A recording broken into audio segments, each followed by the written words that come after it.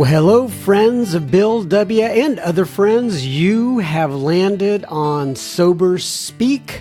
My name is John M.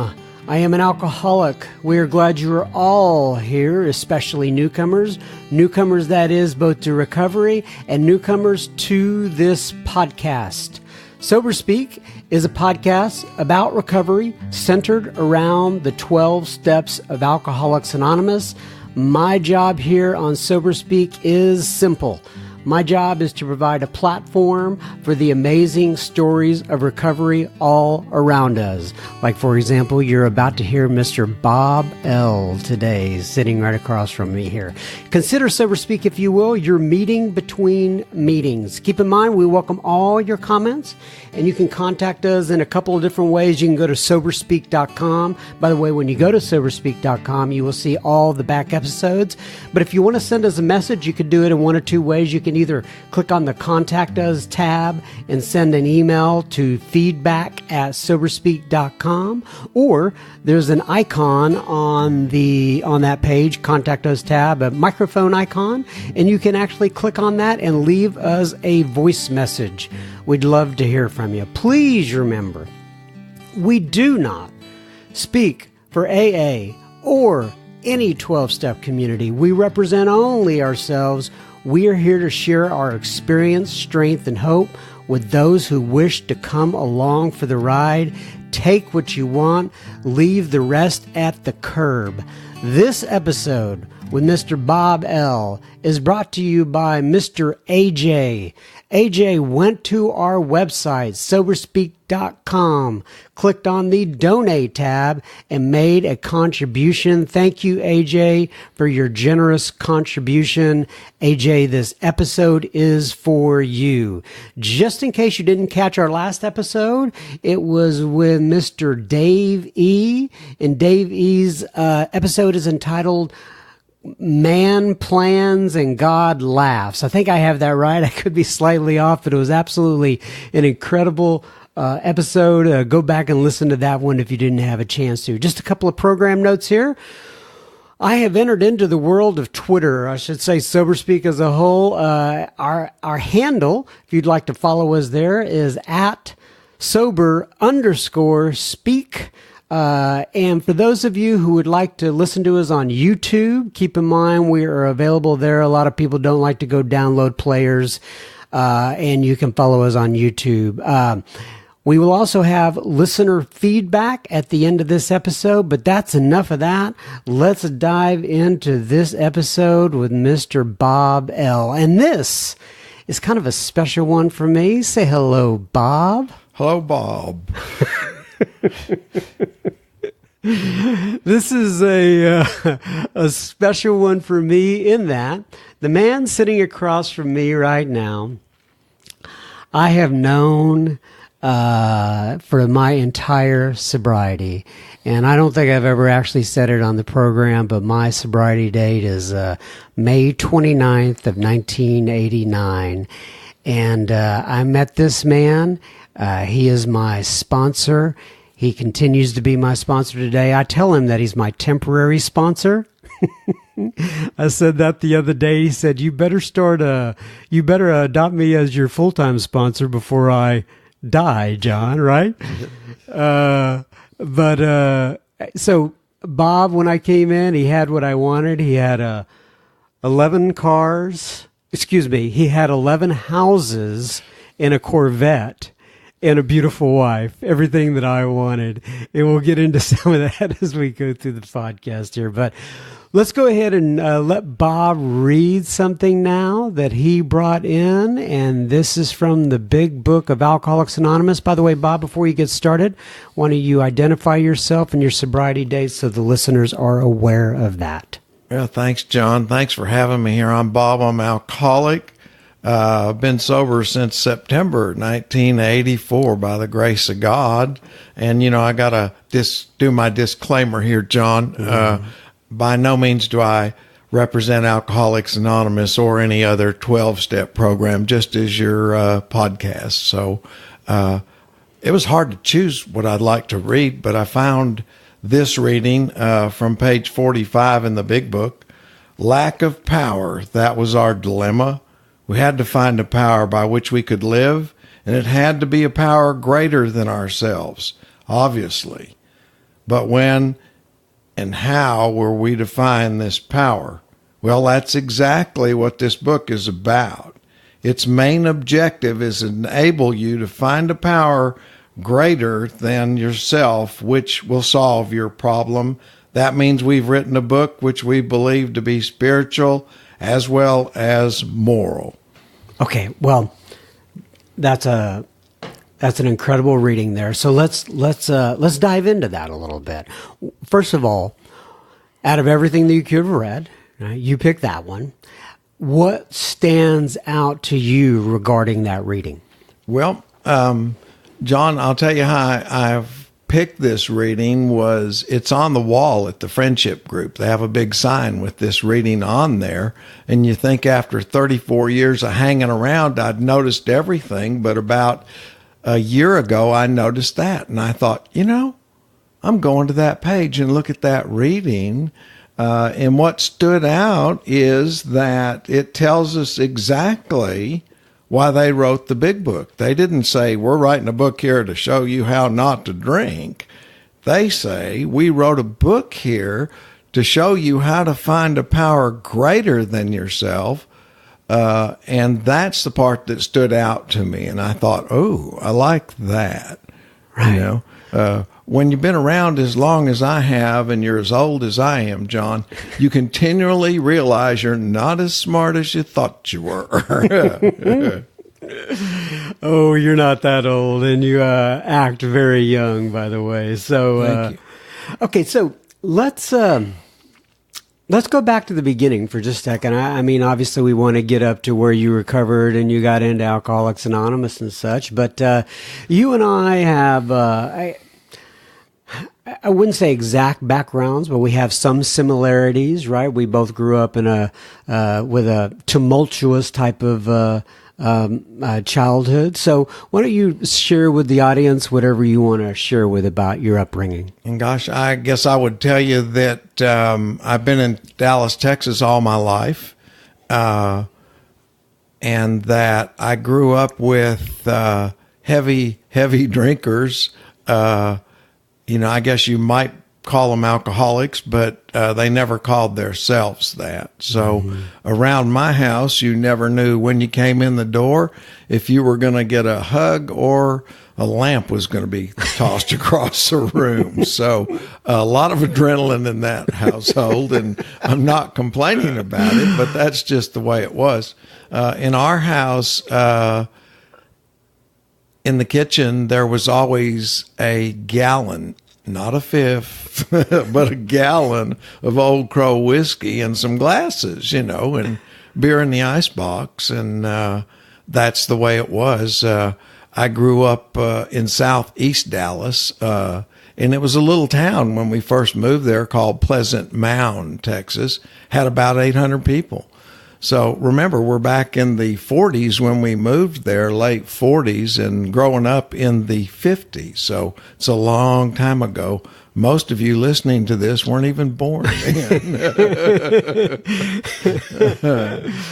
But it was you're saying most of you listening weren't even born then. But I've noticed, you've told me about you're listening to more podcasts lately, and it would be kind of a younger thing. But yeah. I think more and more people are listening to podcasts. Oh my gosh! When you told me about podcast, I thought, wait a minute, what is that? And so I got into podcast, and I thought, man, I love these things. I had the original little problem with me doing it because I wanted to make sure you distanced yourself from Alcoholics Anonymous, and you certainly handled that. But I love these podcasts. I have learned so much by listening to them.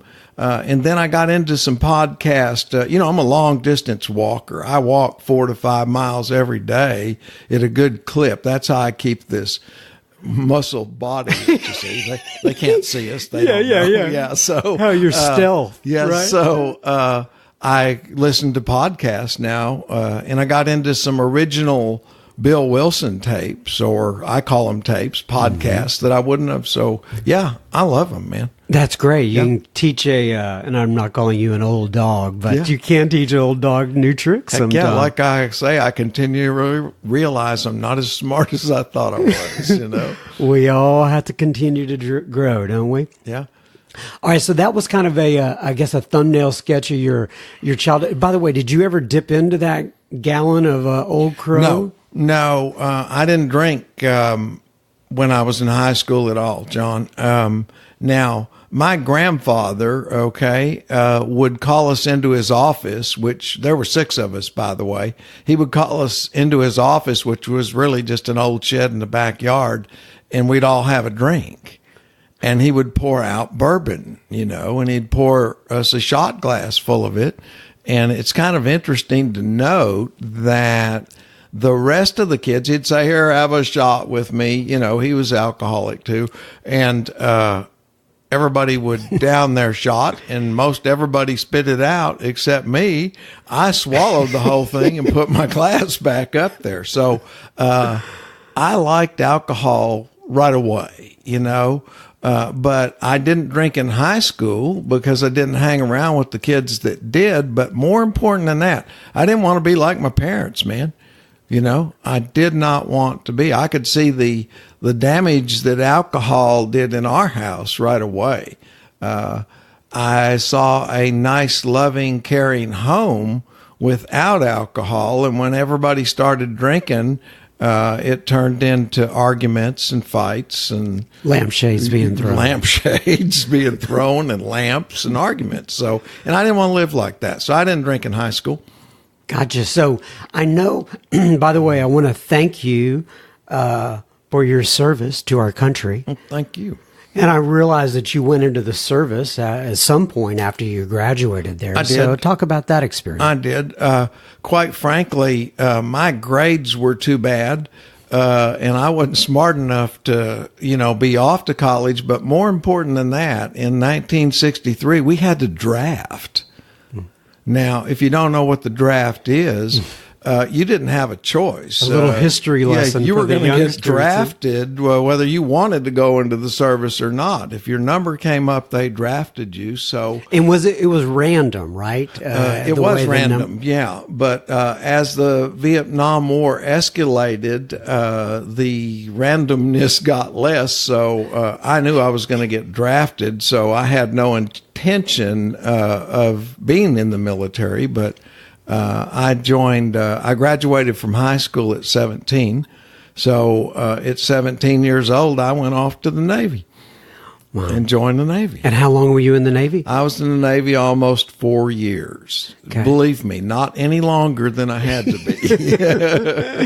And that, though, I believe, was some sort of launching pad into the career that you ended up working. It is. As you know, I've been in the explosives business, commercial explosives, military explosives all my life. Retired from it, and that's where I learned my trade. Was in the Navy. I was an explosives guy. So, but interesting to note. And by the way, let me just point out, Bob still has all his toes and fingers, and That's right. He got through that unscathed for many years. It turned out to be a good career for me. But I got you off path. You said interesting enough. Interesting enough, the first time I had anything of quantity to drink was the night before I left for the service. My friend and I got together, and my parents bought us, and I don't know what possessed them, a half gallon of Mogan David wine, and trust me on this, that's not the way to begin your drinking career. And see if you can identify with this. We drank the whole bottle. Yeah, the whole thing. Ron and I drank it all. So the next morning I was sick and went off to boot camp and swore off of that stuff forever. I'm not ever going to do that again. So that's the first time that I drank a lot, but noticed I drank all there was.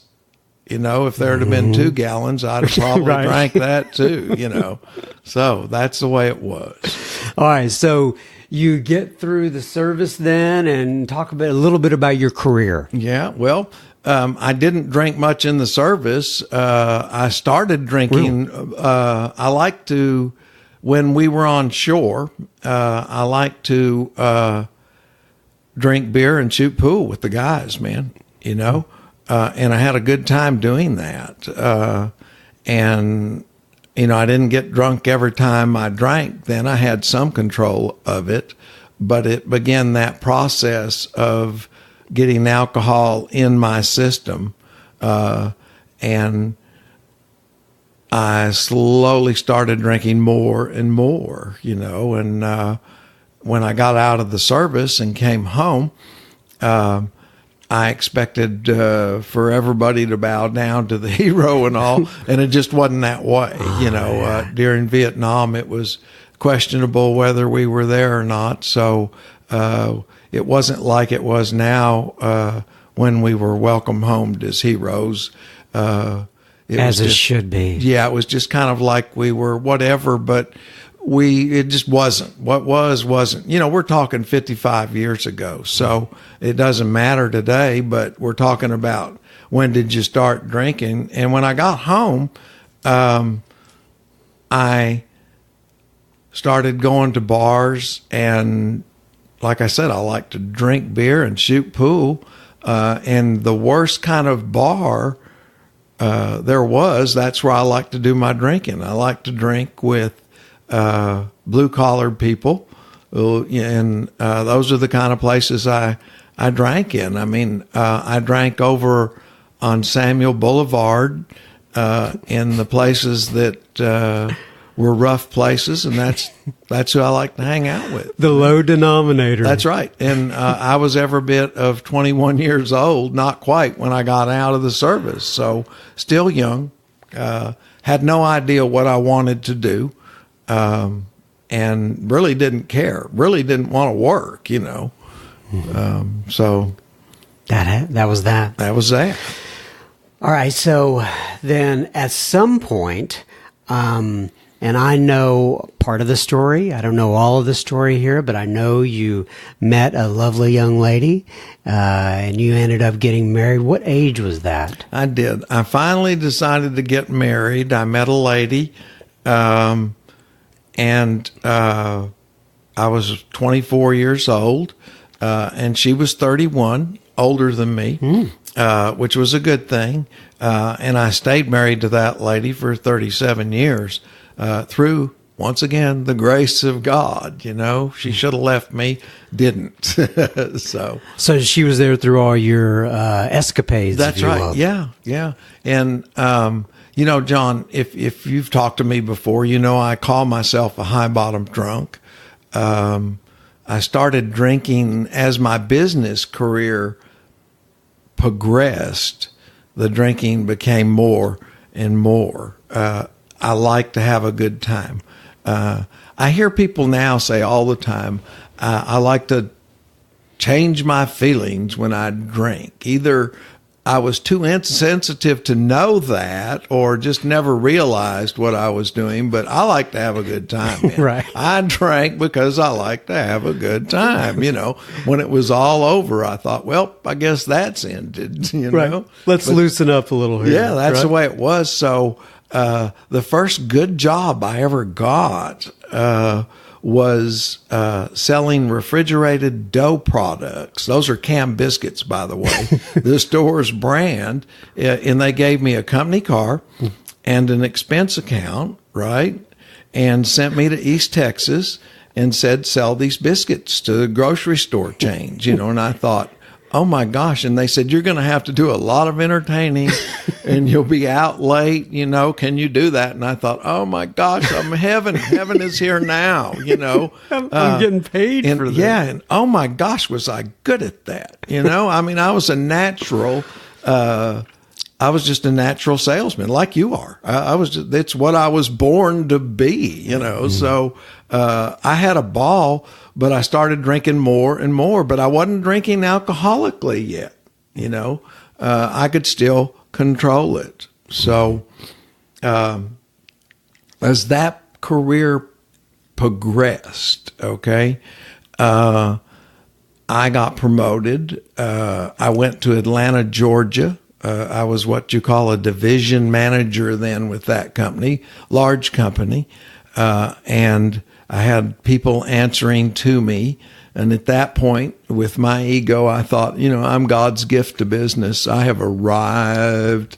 And I kind of pulled out all the stops then. I started drinking as much as I wanted, whenever I wanted.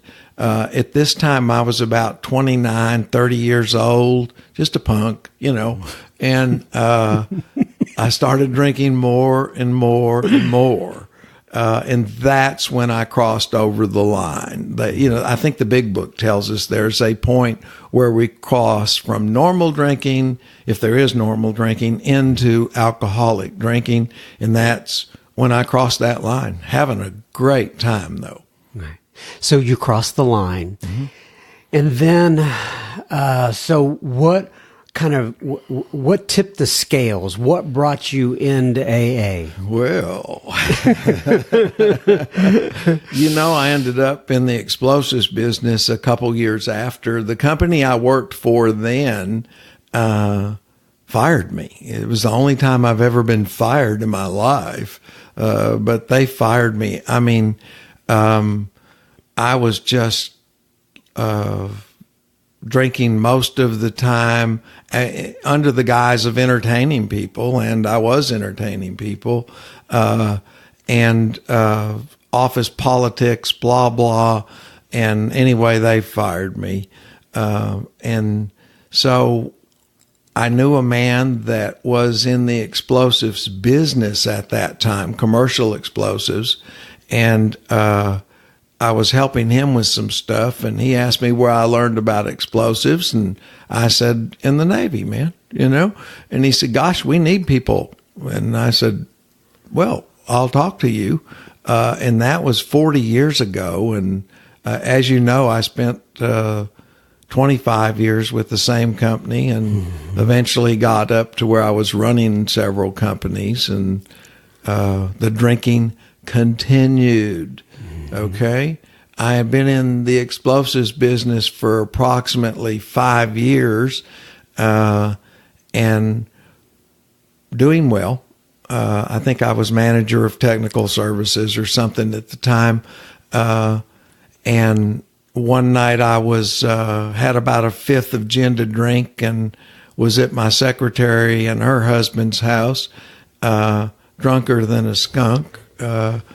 And I'd always been associated with law enforcement. That's part of our industry. So I knew a lot of people, and I thought, if I ever get picked up on a DWI, I'll just tell them who I am, and they'll let me go, because they know I know a lot of police officers and ATF people and FBI people. So I'm leaving from her house, had a fight with her husband that night. He accused me of running around with his wife. I'll let that be a mystery, but I was a full-blown alcoholic at that time, so you can read between the lines. I'm in Lake Park, is over by the Friendship Group. I'm on a soccer field in a four-wheel drive vehicle, right, playing soccer on the field in my truck. Yeah. Did you win? The game got discouraged, the game got interrupted by some law enforcement officials. They could not take a joke and frowned on this. Goodness. Yeah. And arrested me. And at the time I thought, this is the worst thing that's ever happened in my life. And that really turns out to be the best thing. And I'm assuming doing the job that you were doing, to be arrested like that put you in peril, without a doubt. Oh, it did. It did. I thought that I would lose my job for sure, and because I wasn't a company vehicle, and I thought I'd lose my wife for sure. And I really didn't care that much about that, but I needed that job, So I told them who I was, and they weren't very impressed at all. I can still remember the handcuffs on me, and leaning up against the car and feeling the heat of the radiator, coming through. And I thought, I'm going to jail. They're putting me in jail. Don't they know who you are? Don't they realize? So they put me in the Louisville jail. And for those of you listening around the world, this is Louisville, Texas. It's a suburb of Dallas. Well, that's right. I forget. You've got people everywhere. It's a small little town north of Dallas, or used to be small. So I'm in the Louisville jail, and here's where God comes into this, John. I hated jail. It's dirty, nasty. I don't like bologna sandwiches, and they didn't treat me in the manner I'm accustomed to. So I hated it. And that night in jail, it occurred to me, just as clear as day, I'm an alcoholic. I drink all day, I'm out until 2 or 3 o'clock every morning, and I'm an alcoholic. And by the way, I had quit drinking once. If you wanted to title this story, you could title it, I Can Quit Anytime I Want. And I did one time. When I was about, 31 or 32, my wife said, Bob, you are coming in at 2:30 or 3 o'clock every morning. You're out almost every night. We can't live like this, and I don't want to live like this. You've got to stop. And so I said, she couldn't take a joke either, by the way. I said, okay, I will. I'll stop. And you think, well, did you? Yes, I did. Well, how long did that last? Well, it lasted 5 years. I quit for 5 years. I didn't go to church. I wouldn't have been caught dead in a church at that stage of my life. I didn't go to AA because I didn't know about AA. I just quit. And I became a compulsive runner. I ran 6 or 8 miles, and I became a workaholic. That part was good because I worked a lot and did well. So it was good. You became a workaholic. Yeah. You made some money, right? So I'm 5 years not drinking, not wanting to drink, and just a turd, I would get mad. You never knew when I was going to blow up and get angry at you. I didn't get along with anybody. That soon,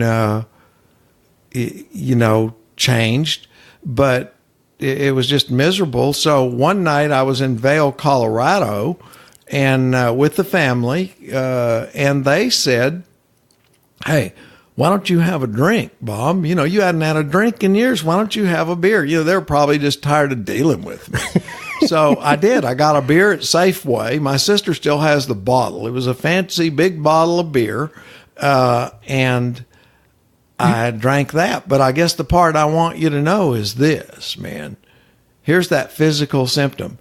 When I popped that beer open, took a big, long swig of that dark beer, when that alcohol hit me, every muscle in my body relaxed. Mm-hmm. And I thought, why in the heck did I ever quit drinking? That was dumb. That was my logic. It was.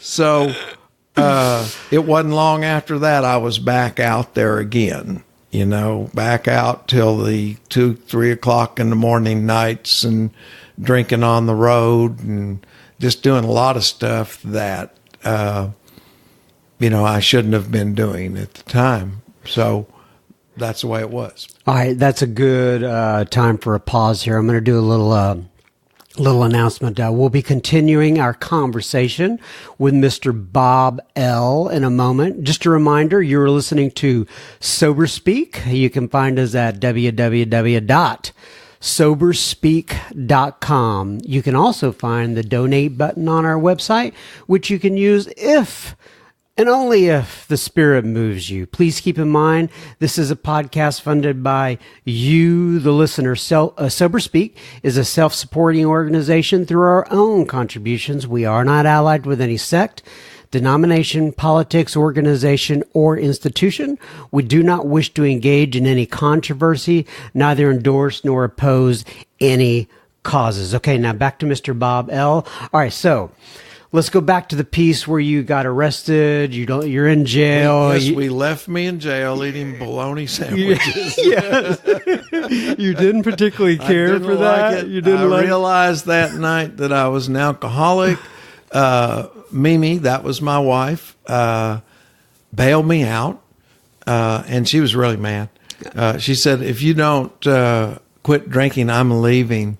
And I said, hey, don't worry. I'm an alcoholic, and I'm going to go to that Alcoholics Anonymous deal. How do you know? How did you know? Do you remember how you knew about AA? I do. I knew about AA. This is quite spiritual. I knew about AA because there was a TV show called Hill Street Blues, and the detective on Hill Street Blues was in AA. And I figured his name was Farillo, and if it was good enough for Farillo, it was good enough for me. And that's all I knew. John, I didn't know about treatment. I really didn't. Or, I worked for a large company. They would have sent me, and I could have used the time off, or I'd have gone to treatment. So that's how I knew about AA. So Farillo. Yeah. So I called the intergroup. God bless the people at intergroup. Lady answers the phone, and I say, hey, I think I'm an alcoholic, and I need one of those AA groups to go to. And, I'm kind of half crying and whining. And she said, well, Alcoholics Anonymous saved my life. And I thought, well, I'm not that bad, but I'm going to go. She said, you don't sound like you need treatment. And I said, I don't know what that is, but I want to know. So this is 1984. They sent me to the Carrollton group. And that place is hard to find. It was then. And I tell people this now. People complain, well, it's still hard to find. We had to get on our cell phone and call up and see what directions. And I tell them that, well, we didn't have cell phones when I came here. I had to get in a phone booth, 2 different times to call up to get redirected to the group. You really have to have a desire to quit drinking. That's the truth, John. And we joke about it, but I did. Oh my gosh, I wanted to quit drinking bad. I'd have done anything they told me to do. I did go to the meeting that night, told him I was an alcoholic and I wanted to quit drinking. A big old, tall, skinny guy came up to me and said, I'll be your temporary sponsor. And he wrote his number in the book and said, call me. And I thought, fat chance, I'm not going to call you. And I didn't know whether I liked it or not. One thing, the Carrollton group was new then. I was, if not the first person, one of the first people that they got sober. Wow. So we had a lot of sober people, and nobody had more than 8 or 9 years in that group. But, 8 or 9 years to a newcomer was a lot of sobriety, man. Yeah. So I didn't know whether I was going to come back, but I was at the coffee pot on the way out, getting half a cup of coffee to take with me. And a lady just put her hand on my shoulder and said, come back. We want you back here.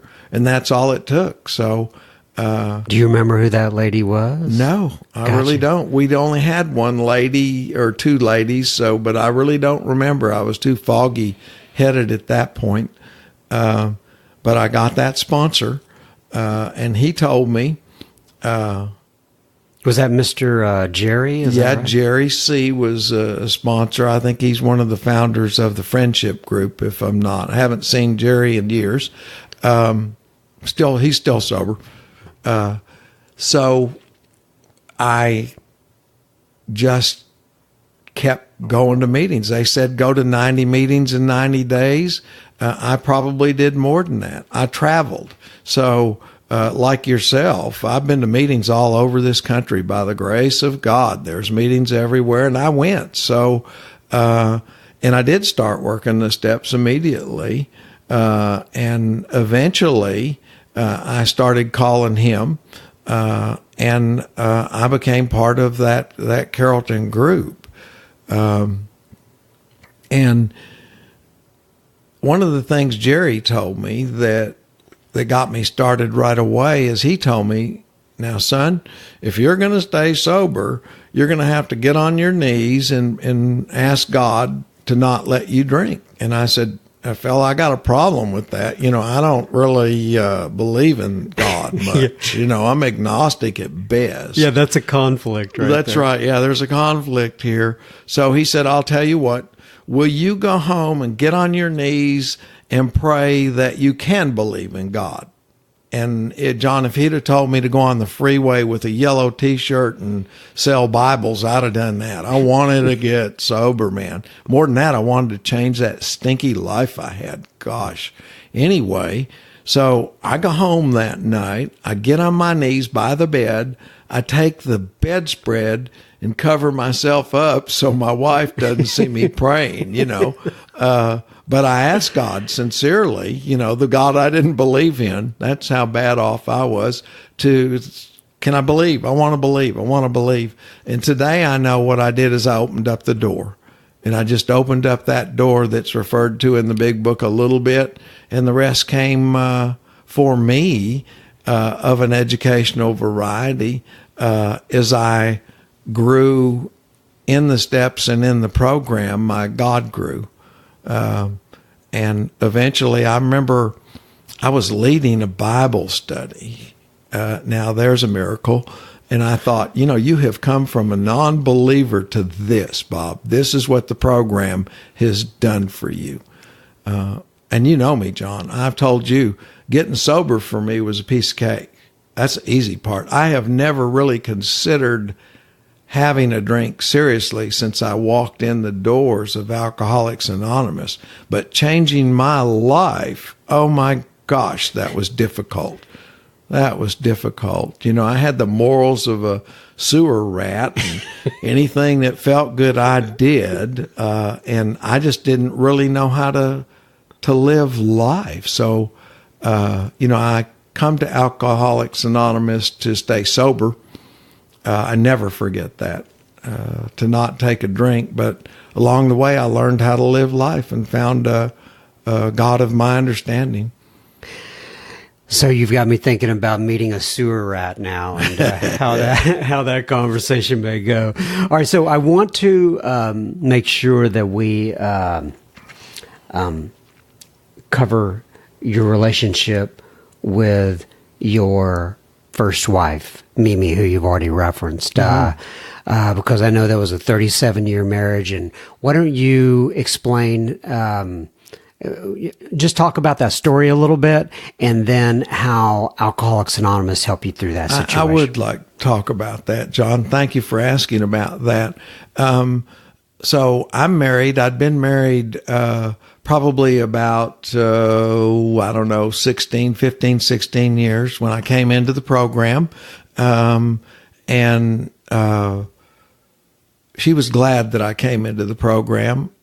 She encouraged me to go to meetings, all I wanted. And at one point she said, she was pretty healthy. She said, your drinking problem's your problem. It's not my problem. You go do what you need to do. So I did. So I got involved in the program, and then Mimi got involved in the program too.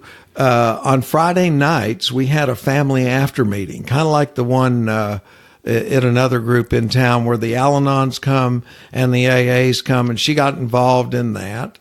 And we started dealing with our marriage, and we did that by hearing other couples that had alcoholic husbands and wives in their families, and listened to them, did meetings with them, and eventually, our marriage got into recovery as well.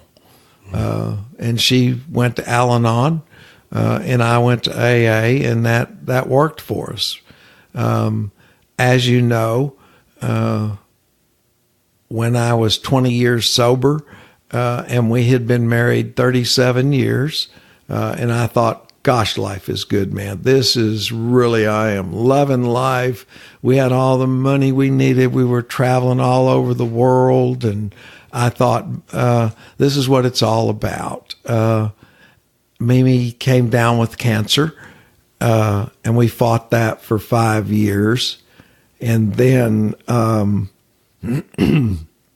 when she'd fought it for about 5 years, and as you know, she passed away after we'd been married for 37 years. And I think I'm not sure how. I think I was 59 years old at that time.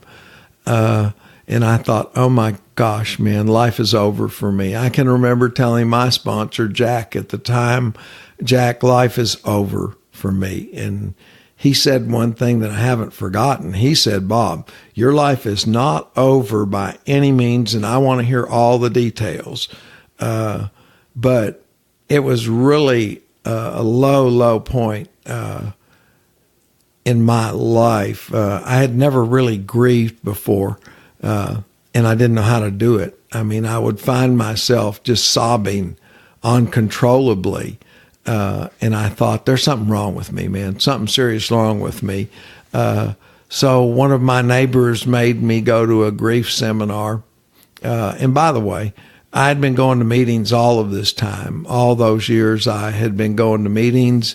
I have never not gone to meetings. I tell people I may be alcoholic, but I'm not stupid. I know what happens to people that don't go to meetings. They get depressed and they get drunk, and I'm not going to be one of them. So getting me through that grief involved some seminars that I went to, but it more importantly involved the group to lean on.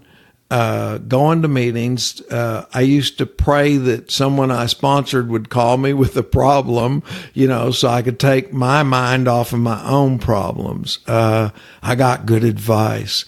The advice was, Bob, grieve hard. And as you did with your mother, John, I grieved hard. Oh my gosh, did I grieve hard. And everybody kept telling me you can't go around grief, you can't go over grief, you can't go under grief. You got to go through it. So I grieved. And just about the time I was thinking I was better, I had read that, most people grieve from 2 to 5 years. And I thought, I'm spiritually advanced, I'll do 2 years and be fine. Thank you very much. That's not the way it worked with me. I grieved 2 years and I thought I was getting better. And, I wasn't. But it's important that I tell you this. I never once thought about taking a drink. That wasn't an option, I just was sad. My grief came out as anger. So, I would explode from time to time. And that's the way it came out. But I did it. I did it with the help of my friends and all. I grieved. And I know that you said it came out as anger, but I, saw you working through a lot of that as well. And I would say that it also came out as just pure grief. And like you said, you went through it. You kept, a lot of times it was tears and it was just pushing through it. I remember you would get photographs out of Mimi to just to make sure that you grieved properly, if you will. Yeah, I did it by the book, and I've never been to a psychologist, by the way. You might think maybe this is a good time to start, Bob, but I haven't. But I had one that's a good friend, and Dr. Beverly told me, she said, Bob, because I asked her, I said, do you think I need counseling? And she said, no, you're going to AA, you have a program, you're going to grief seminars, just grieve, So that's the way I did it, and it was important that I do it. And I had friends like you. Gosh, you drug me down to Austin to go to church with you down when your mother-in-law was a minister down there. And you and Shannon had me over for dinner when you probably didn't want me. So I had friends and family. I have a lot of family, and her family kept me too. But going to meetings and staying sober was one of the things I did. I want to bring up an incident here that was a major impact in my sobriety, and it's just kind of I guess incident, or let me just describe it and tell you what happened. So I was newly sober. I'd say I was in my first year of sobriety, and you and Mimi would have me over to the house on a consistent basis. I would get to see how, quote, normal people lived, right? We would just have dinner. We would have some conversation. But there was one time I came over to your house and we went out in the back to get in your truck, and it was a truck that you parked outside under a little carport. You know what I'm talking about. And we got in, and the doors had been unlocked. You had left the doors unlocked that night. And you looked in your car, and you realized that a very nice camera had been stolen. Do you remember this? Sure. One? Okay. Well, I remember. So my impression of it is that you said you looked in there, you realized that really nice camera had been stolen, and you looked over at me and you go, "Wow, I really like that camera." And then you put it in reverse and you backed up. Now, for me at the time, that was monumental. In other words, nobody banged on the dash. You didn't start, calling the police. We weren't running around like chickens with their head cut off trying to figure out where it was. You'd realize that that camera was gone. You probably shouldn't have left your door unlocked, and you were going on in life. Once again, not an earth-shattering experience, but for me, in my memory, that really, really stuck with me. And I remember it to this day. Well, I think life is just full of the little experiences like that we think, oh, gosh, I never thought of that. Still that way for me. I continually find things that I thought were true that aren't. Mm-hmm. I continually find that I'm wired backwards. What I think's going on usually isn't. And you say, well, have you recovered any? Yeah, man, because I used to not know that. The difference is I know it now, so I don't react. I know that nobody gets up in the morning to mess my day up. You don't care about me that much. So in my mind, if I think someone's aggravating me, they're not.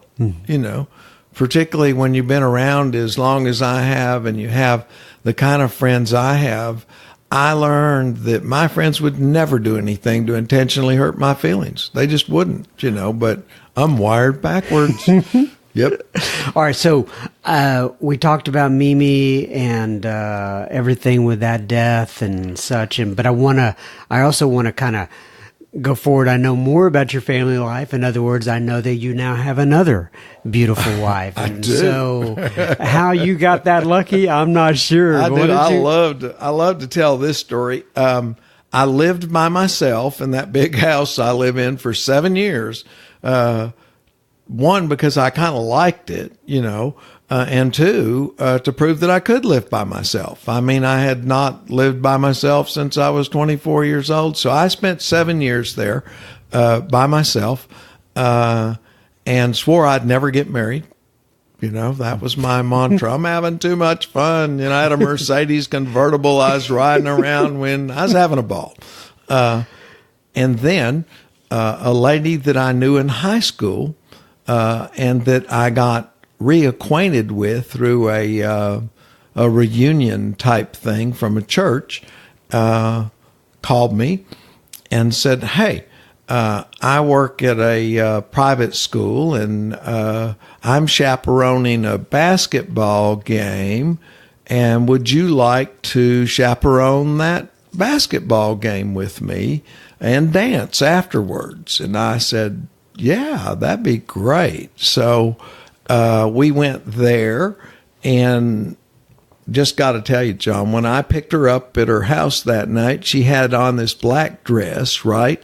I looked at her, and I've never really seriously looked at another woman since then. I'd learned something, though, along the way. Here again in Alcoholics Anonymous, watching and listening, I didn't want to rush into things. So I didn't rush into things. We dated for 4 years. This was a lady that we'd been high school sweethearts over in Southeast Dallas, and had known each other all our lives. She was a non-drinking, Bible-toting, non-cussing woman that was interested in this animal Bob.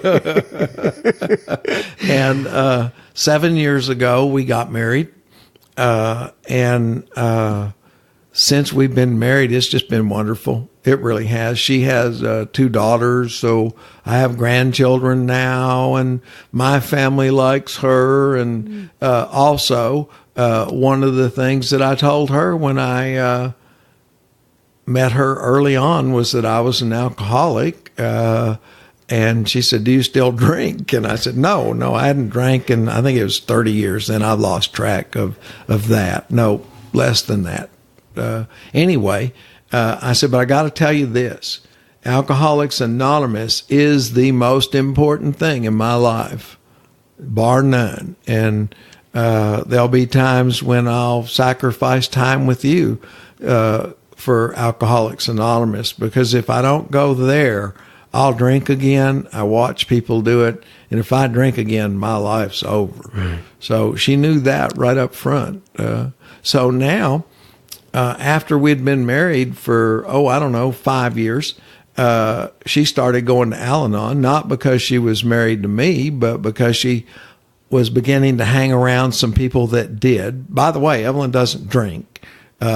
She doesn't even like it in the house. Isn't that weird? I mean, I kept wine for people in the house, but she doesn't like it in the house. So, she started going to Al-Anon, and she goes to Al-Anon now, and I go to Alcoholics Anonymous, and, it's, God has once again blessed me, with a life that's, beyond all the dreams that I ever had. That's great.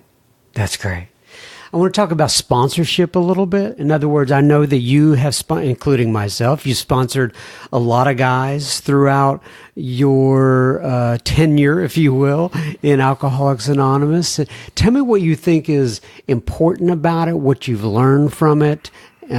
Just share your thoughts. Well, the first thing, John, that pops into my mind is our primary purpose at Alcoholics Anonymous. What we do is to stay sober and help other alcoholics achieve sobriety. That's what we're about. I don't see how you can do that if you're going to 1 or 2 meetings a week, So with that in mind, I've always gone to 4 or 5 meetings a week. When I worked, I'd go at noon, and sometimes I'd go at night. Kind of like you. You've always gone to meetings as well. You've never taken a vacation. So that led me to sponsor a lot of people. Not that I worked that great a program, but I was there.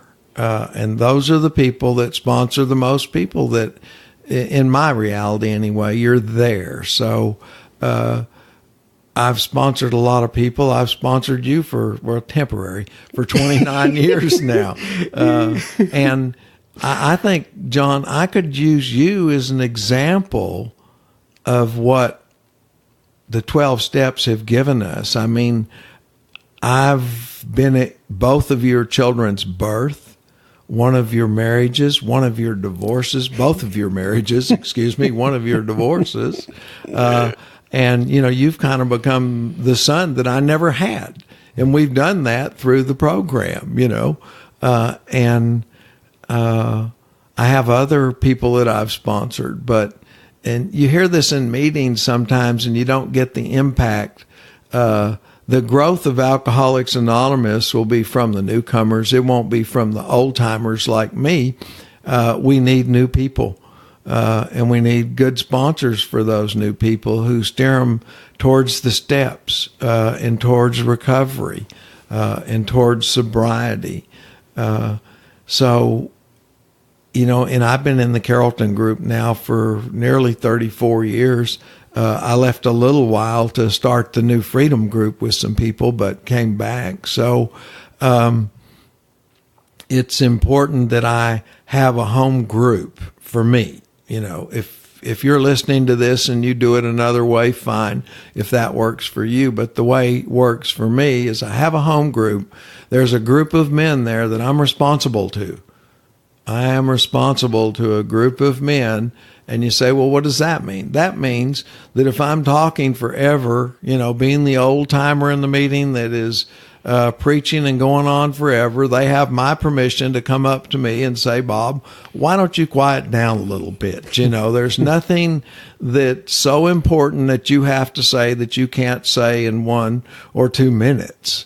And it also, when I'm feeling down, they know it. They know it. I can't fool them. They are the group of guys that I get together with and complain about members of the family that I'm not doing well with.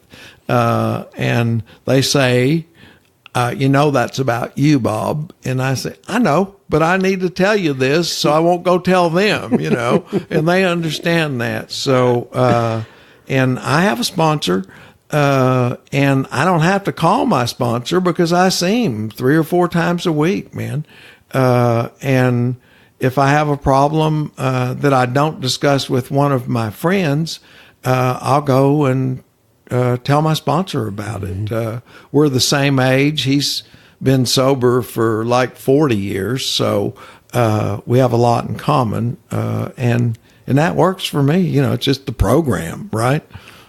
Right. Well, Bob, we have come to the end of the hour here, believe it or not. Is there anything that you want to add before we take off? No, I want to add this, that I love these podcasts. I am humbled that you asked me to do one of them.